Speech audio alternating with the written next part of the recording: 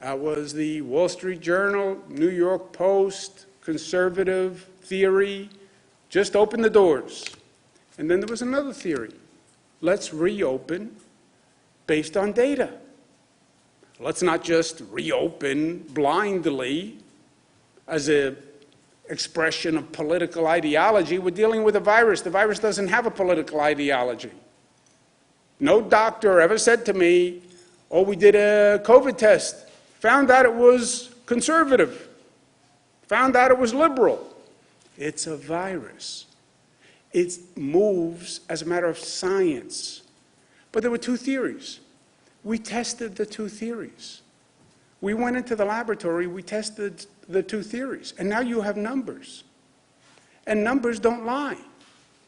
You have 20 states where you have the COVID virus increasing as a matter of numbers. Fact. Look at the headlines. Facts. The COVID virus is increasing in 20 states across the country. The states without the smart reopening plans are going up. That is a fact. It's not a Democratic fact. It's not a Republican fact. There are no Democratic facts and Republican facts. They were just facts. There's Democratic opinion, Republican opinion, but there are no Democratic facts or Republican facts. That is a fact.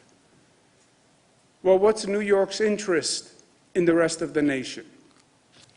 First of all, we're Americans, and we care about other Americans. Secondly, on a parochial level, if those states are going up, they could spread the virus to New York. They have a higher rate of infection than New York. What happens when those people get on planes and fly to New York? That's how we got here in the first place, right? People landing at our airports. So we do have a selfish interest. Same interest that so many states expressed when we were at the beginning of this, and they were worried about New Yorkers going to their states, right? We lived through that. Well, now it's the inverse. Now people are getting on planes, they're traveling. They could actually be bringing the virus to New York. Well, you hear from the federal government, the numbers are going up because we're doing more testing. That is just not true. As a matter of fact, as a matter of mathematics, as a matter of the data, that is just not a true statement. Forget the testing. Hospitalizations are going up. The number of people going into hospitals is going up. How do you explain that? Are they pretending to be sick? Are they not really sick? And you see the number of hospitalizations going up in those places where the percentage is going up in testing. First, their argument on testing doesn't make any sense because not only is testing going up, but the percentage of positive is going up. But even put that aside, because it's complicated for people. People walking into the hospitals are going up, which by definition means more people are getting sick. Otherwise, more people don't go into hospitals. That's Arizona. That's Texas. And by the way, it tracks with the increase in the testing. But it is undeniable. But that more people are getting sick when more people are going into hospitals. New York, the number of people going into hospitals is going down.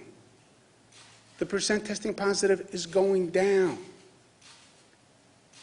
These are facts. This is undeniable. When I say the federal government is making a mistake, these policies have real consequences.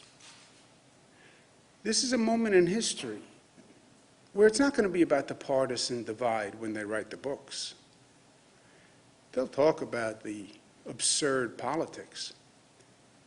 There's going to be real life and death consequences to this. They are now projecting by the model that the White House uses. They have increased their projections to show almost 90,000 more people are going to die by August. 90,000. What these projection models do is they change their projection when the facts change. In other words, when they see numbers going up in states, they increase their projection. So they watch today's numbers, they see more hospitalizations, they then increase their projected deaths because they see more people going into the hospitals, so they increase their projected deaths. In April, they projected 60,000 deaths by August. May, they projected 134,000 deaths. Now they're projecting 149,000 deaths. Why? Because they're seeing the virus increase and they're seeing the hospitalizations go up. So this federal policy has increased the number of people who they project to die by almost 90,000. It's not a Democratic projection, it's not a Republican projection. It's the projection of the model funded by Gates, which is relied upon by the White House. 90,000 people. Think about that, 90,000 people. Well, that's the cost we have to pay to get the economy back up and running. Really? That hasn't helped the economy. When the virus goes up, the financial markets go down. When the virus goes up, consumer confidence goes down. When the virus spread goes up, people get more nervous and less confident about government and about the plan and about their future. Feel good. Invest in America. Oh, more people are dying. Oh, we're reopening, but it's actually increasing the spread of the virus. But feel good. Come out and shop. People aren't stupid. They're not. People are smart. In New York, we stay smart. Being smart, Westchester Rockland are into phase 3. Long Island is on track for Wednesday. New York City is on track for Monday. New York City will have been in phase 1 for 14 days. You look at all the numbers are good. You look at the number of tests, the positive tests. You look at it from the point of reopening, the numbers are good. Hospitalizations, since reopening, the numbers are good. So New York is on track to enter phase 2 on Monday. The same metrics we use in New York City are the same metrics we've used in every region across the state. And they have all shown to be accurate and effective. We don't change the rules for New York City. We don't change the rules for Long Island. It's one set of rules for everyone. And they have worked everywhere in the state. They work when we are responsible in what we're doing. So New York City, do what every other region has done thus far. Employers have to be responsible, store owners have to be responsible, employees have to be responsible, local governments have to be responsible and do their job. They have to have their testing in place. Their testing has to be ramping up. Part of the phasing is allowing the local governments to increase their capacity to handle the additional burden. They like to leave that out. The role for local governments, the responsibility for local governments has been going up. Every time you hit a new phase, they have to have more sophisticated tracing, more sophisticated testing, more sophisticated compliance because the number of people are coming up. The phases are not just automatic. The phases are allowing the local governments to get their act together. And they have to, because this only works if the business owners are educated, if they're ready, if they have the plans in place, if the employees are ready, and if the local governments are ready. Today I'm going to be signing legislation to protect the rights of healthcare workers who speak out. Quote-unquote, whistleblowers should be protected. But New York has climbed the mountain. And it was the highest mountain in the state of New York. I'm going to declare the COVID mountain the highest mountain in the state of New York. It's not really a mountain because it doesn't exist. But it's a mountain to me, and it's a mountain to many people. And it's a mountain that we had to climb, which was unlike any other climb, because it went straight up. And you couldn't see the top because the top was in the clouds. But the only strategy was every day to take the next step. Take the next step, take the next step, take the next step. It was hard. It was exhausting. It hurt. But you'll find the top, even if you can't see the top, through the clouds. Just keep climbing, you'll find the top. Almost blind faith. And we determined the top by flattening the curve. You flatten the curve, you create the plateau, you create the crest. We created the crest. But then we had to come down the other side. And that was a long journey. It was about 42 days up the mountain, about 66 days down the mountain when you look back. Who's counting? I was counting every day. We climbed the mountain, and we're on the other side. There are other mountains to climb. And remember that we didn't create this mountain. We didn't create this crisis. This crisis was created because the virus did not come from China. It did not come from China. Mistake. The virus came from Europe. The virus came from Italy. The virus came from France. The virus came from Spain. How did that happen? I never heard that. I know, because nobody ever said that. Nobody ever told us. The virus left China and went to Europe. That's what happened this past January. And then the virus came here from Europe, January, February, March. Federal government didn't do a European travel ban until when?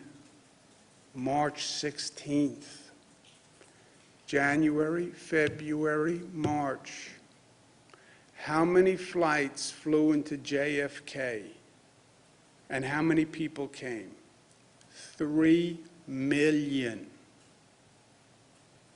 3 million. JFK, Newark International. Did we screen those people? The federal government didn't screen those people because the virus was supposed to be in China, according to them. That's how the crisis was created in New York. That's why New York had the high infection rate. It had nothing to do with New Yorkers. It had nothing to do with a blue state. It had nothing to do with anything about New York. It's because we were misled. We were misinformed. And the virus was coming from Europe. That's what created the crisis. So we had nothing to do with the creation. And then we had the worst crisis in the nation. And then we were left on our own, by and large. But we managed it. It is a lesson that will go down in the history books, and a lot of lessons for us to learn on many levels.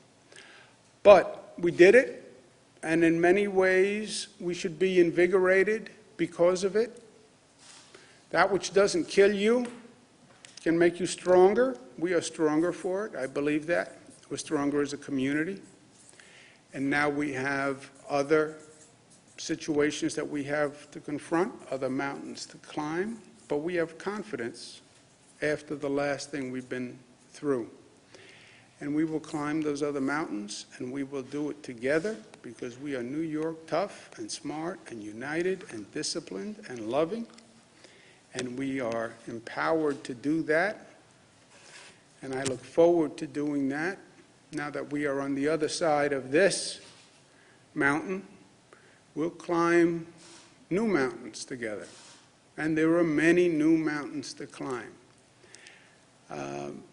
For me, seeing those numbers back down, meaning we went up, we came down, and we're back where we should be, means we have to move on, stay vigilant. Could come back. If you don't stay smart, it will come back. Could be a second wave. But we did what we had to do, my friends, and we did it together, and we did it every day. And now we're going to move on to other things. These daily briefings, while fun, take a lot of time, and I'm going to finish the daily briefings on Friday, and then we'll do briefings as necessary, and I'm sure they will often be necessary. But we're going to turn the page on the immediacy of this crisis. I hope people learn from what we accomplished here in New York. I hope people around the country look at New York and say, how did they do that? How did they go from the worst situation in terms of transmission to the best?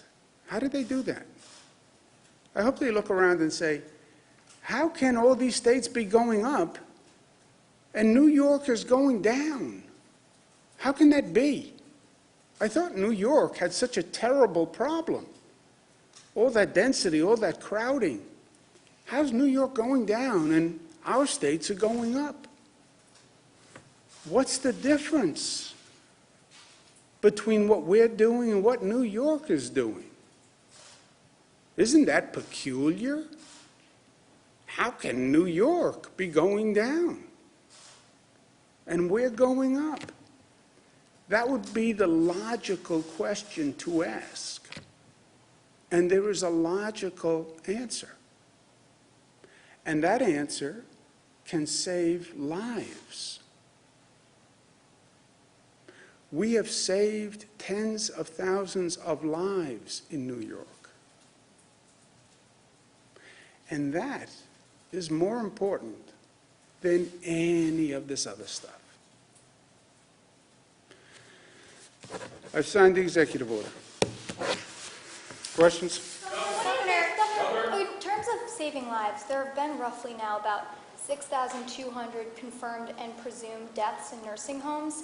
And talking to medical experts, specifically those that study nursing homes, they've said that perhaps that March 25th directive that we've all talked about at length potentially contributed to more deaths than might have been seen in New York had that directive not been implemented. So wondering, who advised, and this is also a question for you, Commissioner, who advised both you, Governor, and you, Commissioner, regarding that March 25th directive, and do you regret putting that into play? I know now it's been partially walked back. Do you regret it? Let's do this one more time.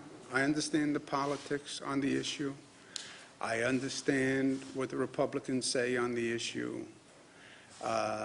It's not a coincidence that this is primarily an argument put forth by Republicans, right? That is a factual statement. Factually, it is. You look at the congressional members that put it forward, they are Republican congressional members. You look at the columnists who put it forward, they are primarily Republican conservative columnists. That is a fact. And here's the fact to them. We followed federal CDC guidance.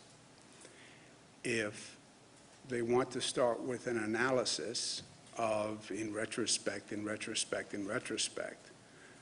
start with the first fact. Why did the federal government give that guidance to states? That's the only relevant question if you want to go down that road. Hold on, as Go a ahead. follow-up, Governor, but then why didn't you listen to either the health department or other state professionals, state medical professionals who could have advised? You just spent the past half hour talking about how the federal government was mistaken. Why didn't you guys, after 20 If you months of ask, this? we did, and if you ask Who? Did you public talk to? health officials, so first you have the federal government that gave that guidance, and then if you ask public health officials all across the board, when a person is no longer a senior citizen, no longer needs a hospital, is it intelligent and in that patient's interest to leave them in a hospital bed for 2 weeks at a period of time where they're probably no longer contagious, they're just not yet testing negative? They will say to you, it is highly risky to leave that person in a hospital bed for 2 weeks while COVID is raging and they are susceptible, because the likelihood of negative consequences to them is much, much higher if they stay in a hospital bed. And they will say a nursing home is a better environment if the nursing home can provide adequate, safe care where they care for that COVID person in a way that protects the other people in the facility, even though that senior citizen may not be contagious at that point. And the condition of the nursing home accepting that person was that the nursing home said, we can take that person and treat that person and give that person the treatment they need, and we can do it in a way that protects the other people in our facility. They will all say that was the best path for that senior citizen. They will all say, don't leave a person in a hospital for 2 weeks. There are infections. You can get sick being in the hospital, believe it or not. Sepsis, etc. So get that person out of the hospital as soon as you can. The person is probably in a stage of the disease where the person is not contagious. They just haven't tested below the antibody level to be negative. If the nursing home says we can take that person and protect the others. And that was the system in every case. In every case. New York State is 35th in the nation. 35th in the nation in terms of percentage of nursing home deaths. 35th in the nation. So Mr. McManus's of the world, Mr. Goodwin's of the world, find a different argument. Or start with the fact, if there is any facts left. It was guidance from Mr. Trump. Go ahead, sir. Governor, but Thank did you you. talk to anyone from the Medical Society of New York? Well, is that Did you talk to the your nursing homes? is that your medical opinion, doctor, or do you want to add anything? I think the governor has crystallized this. I would add one point is perhaps you should look at the Harvard expert who mentioned that the that this is from asymptomatic people who came into the nursing home workers, but I think the governor has crystallized that answer. Actually, so he also has a problem, as do several other experts, with how the state health department has changed data. So on that, how come you guys stopped recording in the daily coronavirus death counts regarding nursing homes the people that were from nursing homes who died in hospitals? That disappeared from the tally. Why did you guys change that? That data is in the hospitalization data. It's there. The data is. It's not in the nursing home breakdown. We have. You can go online. You can see all the data that we have there. You guys also stopped including the top line number. So now I have to tell you. Yeah, I know. Well, you can either understand, you can either talk to Harvard, or you can talk to public health officials like The other point that I would just McManus like to and make Goodwin. is when you actually look at the nursing home by nursing home breakdown, you see no correlation between the readmissions and the deaths, which is something that I think that the reporters, I know the AP has looked at the readmissions, and there are a number of hospitals where there have been no readmissions, where there are up to 50 deaths, and then there are some hospitals there are 5 readmissions and there are 10 deaths. There's very little correlation to no correlation between, and you actually look at the individualized hospital data. Furthermore, the directive that came out on March 25th was not an executive order. It was done by the DOH. DOH did it in consultation with the CDC and CMS, as did a dozen other states.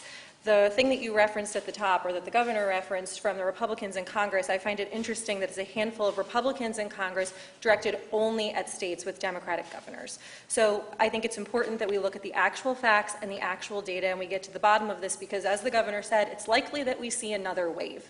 So what are we learning? How do we deal with it? And how do we go forward in a productive way?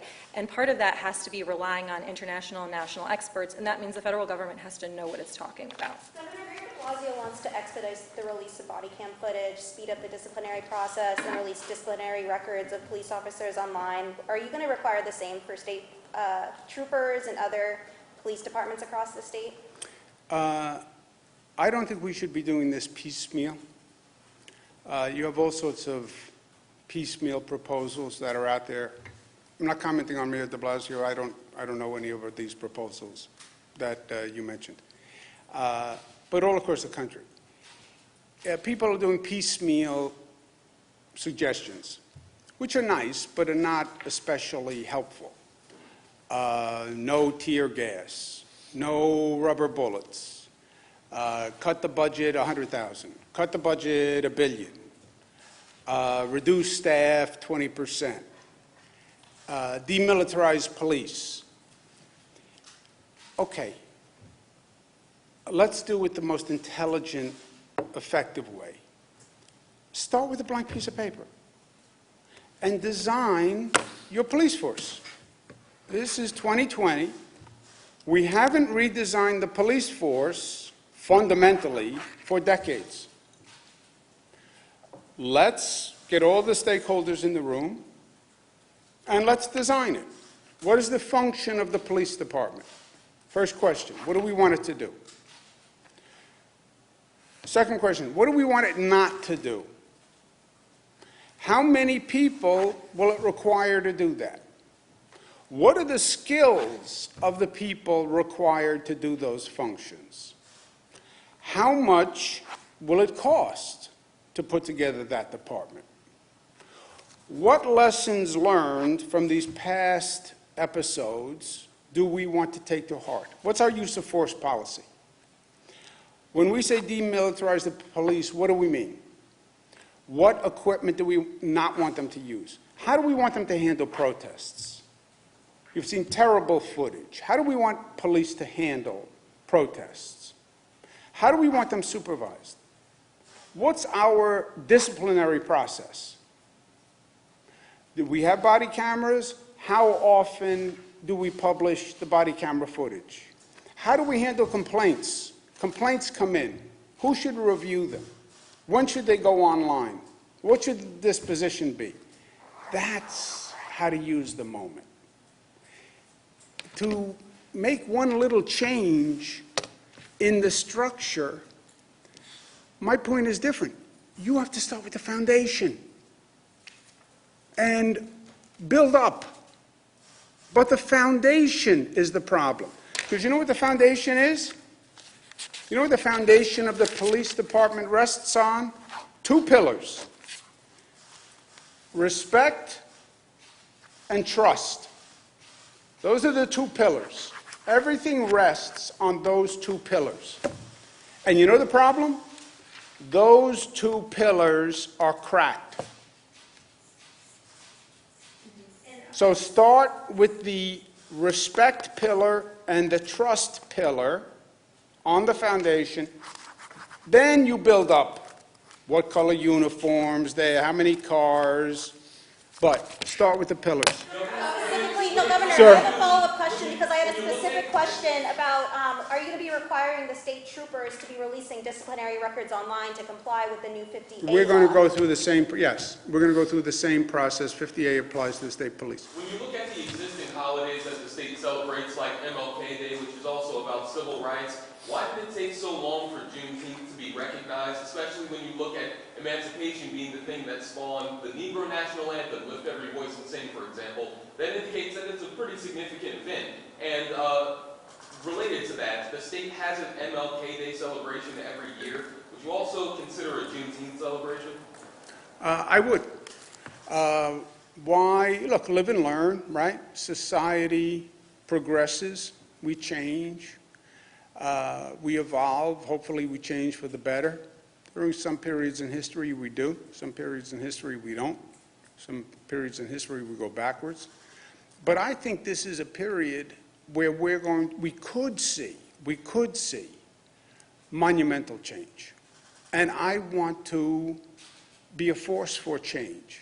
And I want to help synergize this moment, whether it's reform on the police department, whether it's an expanded racial understanding and sensitivity and progress.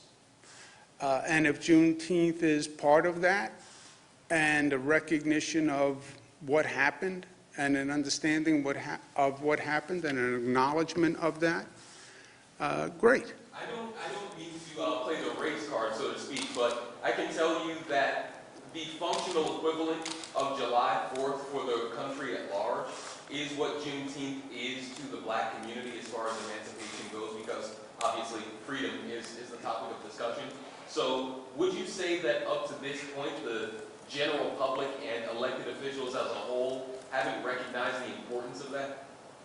I don't think it has been recognized for the importance that it denotes, and that's why I'm going to propose legislation to make it an official holiday next year.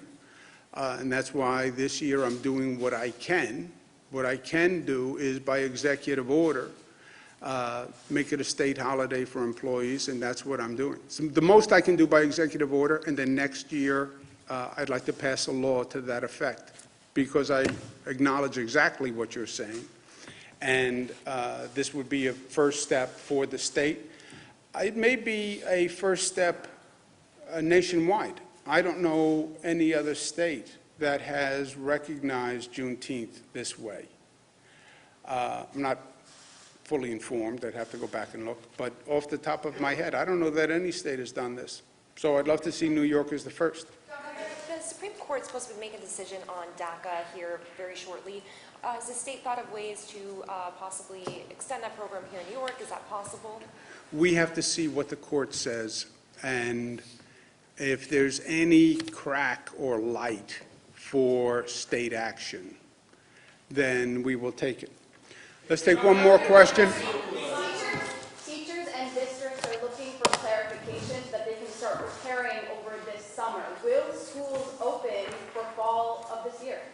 Yeah, we don't know for sure yet. We have to see where the virus is. We are in very good shape on controlling the virus in New York right now. There are question marks. Nationwide, globally, there are question marks. Is there a second wave? Is there a resurgence? There are national question marks. These other states are going up. Do people in Florida get on a plane and come here and we see an increase?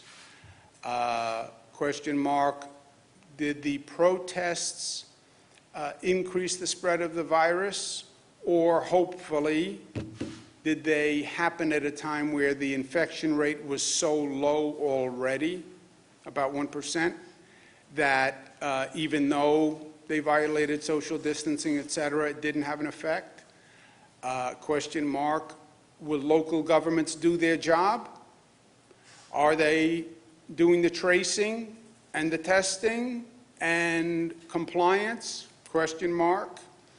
So to say today, as we sit here in June, what is going to happen in September? Nobody can tell you. Nobody can answer that question. And think where we are today to September, and think of the period in time backwards.